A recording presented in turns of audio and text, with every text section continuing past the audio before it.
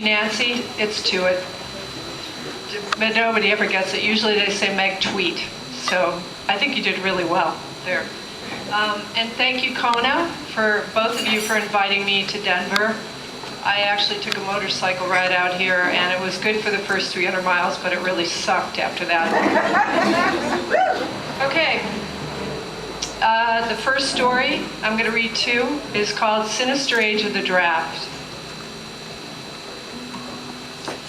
Each kid found himself victim to one of the many human abuses of dumping a child out of the back of a station wagon into the snot-filled clutches of a pack of anonymous kids. It was an enforced group dynamics that came with all its paranoids, masochists, and victims, for no other reason than that they have turned the same sinister age of the draft. And as it was a Catholic school in the late 60s, abuse was not only condoned, but expected at any and all levels.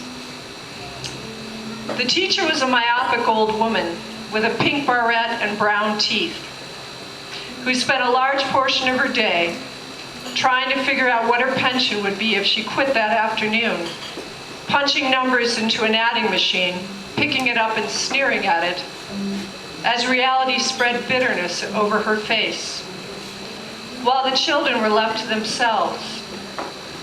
A sort of Lord of the Flies meets Mickey Mouse, in which the forces of evil press in on the good, like white bread on peanut butter. The so-called good, a weak but whiny lot, who actually clung to that abstract of justice for all, would tattle to Mrs. Puffrey. "Miss Puffy, she hit me. Miss Puffy, he said the bad word. Miss Puffy, I gotta go. Miss Puffy, Thomas is hanging in the cloakroom again." And Mrs. Puffrey's hand would absently lash out at the sniveling chorus and shoo them back to their seats without looking up, including the one who had to go, who is now shamed into retreat with the rest of them, finding out early in life that time was never to be on his side, as he fought a losing battle with the vicious stream that lapped its way down his pants legs. After lunch and regulated nap, Mrs. Puffrey would suddenly lurch up out of her chair and stumble toward the supply cabinets like some hideous reanimated corpse, and hurl herself around the room, throwing out instructions, crayons, construction paper, and panic, forcing an art deadline on all of them.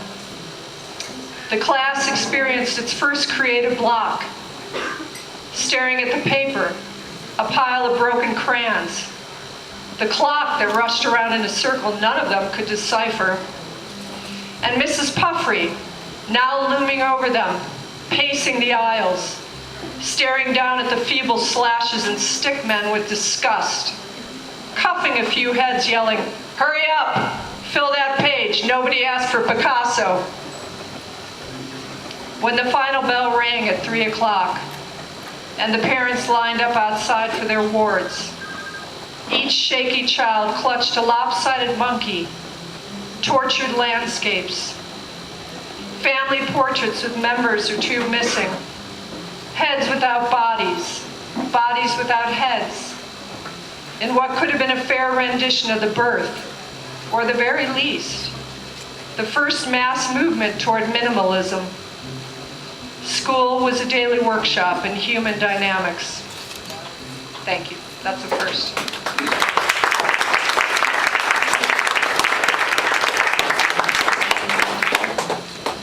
Second one is obstacle. It's a summer afternoon in Montreal, and some asshole is making his way toward me. He is just another obstacle to move, skirt, and trouble around.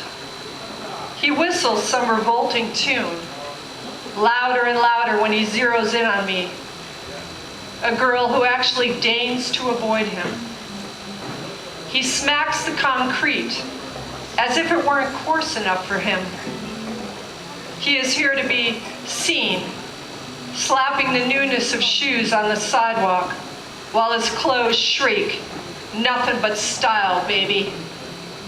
I detest him. I will do all in my power to avoid his languid eyes, the smirk that saturates his lower jaw. He demands my eyes to rummage his wares and drink in exactly what came groveling back at him from out of the pleasing mirrors and shop windows he passed. There is to be no dismissal. I am here to reflect back the only reflection he will ever see. I look right through him like I would a shrub. I am going to win. I will bear down into him, stare him straight in the eye, and denounce any fantasy he lives by. He slides his long brown hair behind an ear and smiles at me. He is humming now. His pace slows down, and his hips slide forward, and he is the calmness of all calm. I start to tremble. Everything inside of me is bombarding with hate for this poser.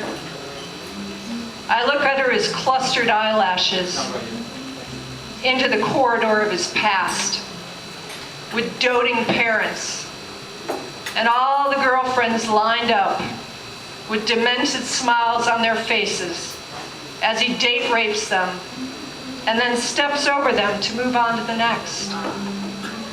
His sex is a table for one, perpetual masturbator with audience.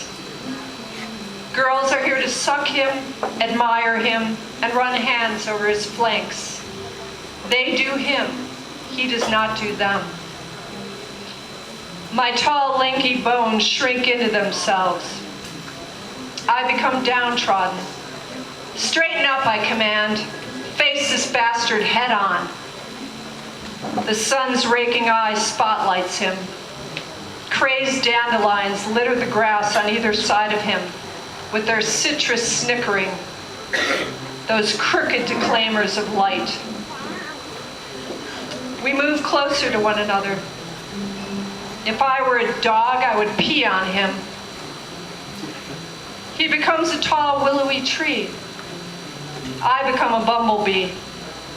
My hands and body do things I demand them not to. They rustle with my hair and buzz around my clothes, tucking things in and pushing things out. Sweat shudders over my skin. I could cross the street right now and cower among the greenage. I could bear the rancid lie of my distractedness. My feet are ridiculous and keep moving forward. I narrow my eyes and stare at his forehead.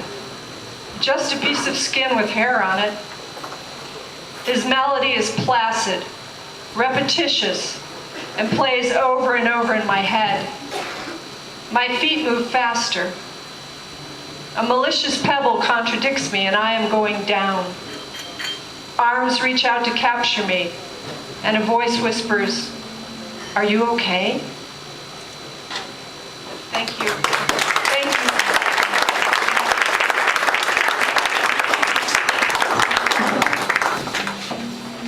Thanks, Meg. Sorry I baffled your name there. No, that was... I may mutilate everybody's name tonight.